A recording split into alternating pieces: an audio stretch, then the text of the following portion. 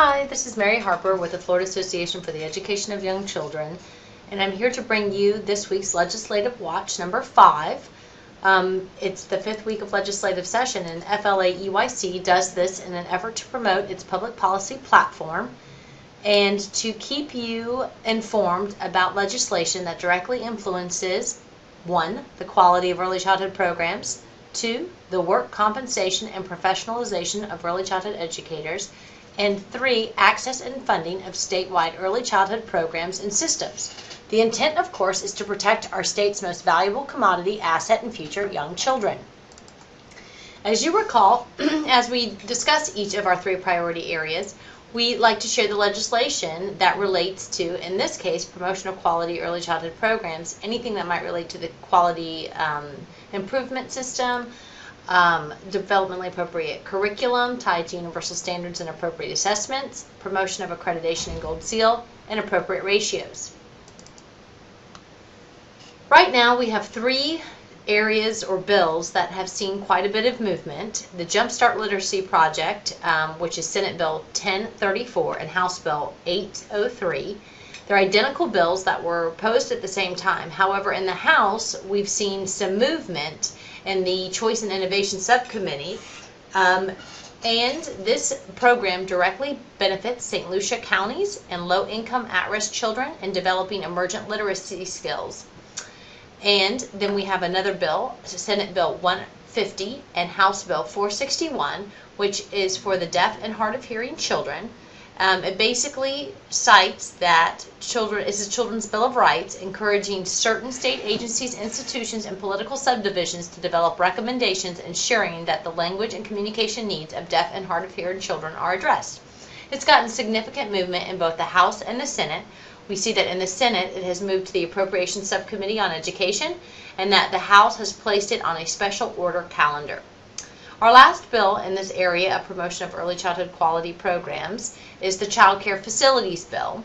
It's Senate Bill 1650 and House Bill 1301, and it speaks to licensed child care facilities implementing certain additional nutritional practices as well as activities that promote health, safety, and nutrition curriculum. With that said, our next area is the establishment of professional development systems.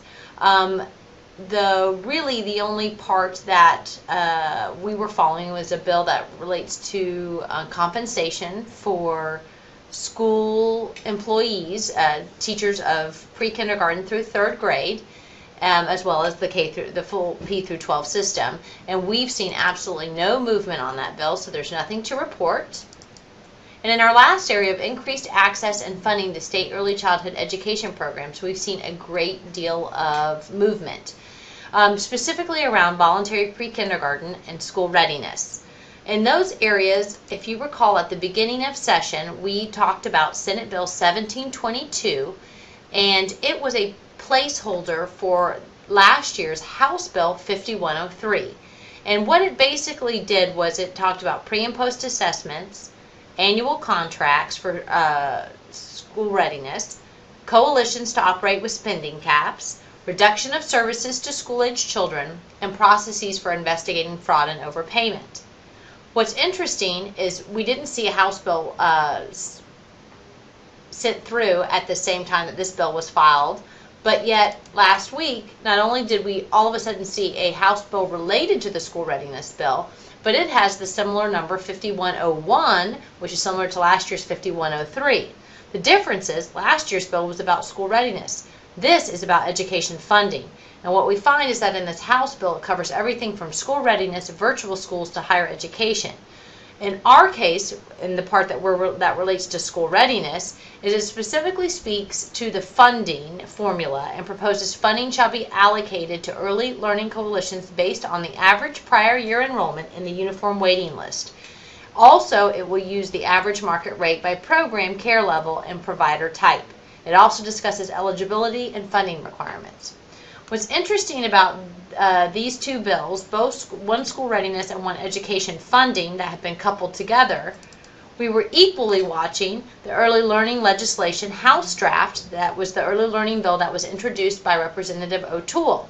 It reflects some of the components we find in both Senate Bill 1722 and House Bill 5101. What's interesting about this is that for any bill to become law or for legislative implications, it usually will go through the Senate and the House with revisions being made and then being sent forward. If this House bill includes all of the aforementioned and includes voluntary pre-kindergarten, we may see that this bill supersedes the previous two bills or becomes or ends up in its place.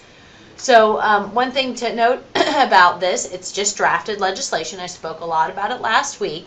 It takes into account governance, accountability, transparency, and funding, all things that were listed in both of the previous bills I mentioned. However, it's still in draft. It doesn't have a number, and it's not been formally introduced to the House. We'll continue to monitor this along with the other areas. One thing I want to alert you to is that in the draft legislation, it removes National Accrediting Agency with Accrediting Agency.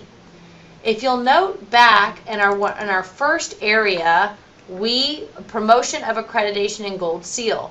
This now changes that promotion, and it is FLAEYC's belief that the wording of national is imperative when we're making choices regarding compensation and reimbursement for people who've gone above and beyond to provide quality to all children. We'll continue to keep you abreast of how the final drafted legislation comes out. In the meantime, enjoy your week and continue to watch what's going on in the legislature, and we'll keep you posted. Talk to you next week.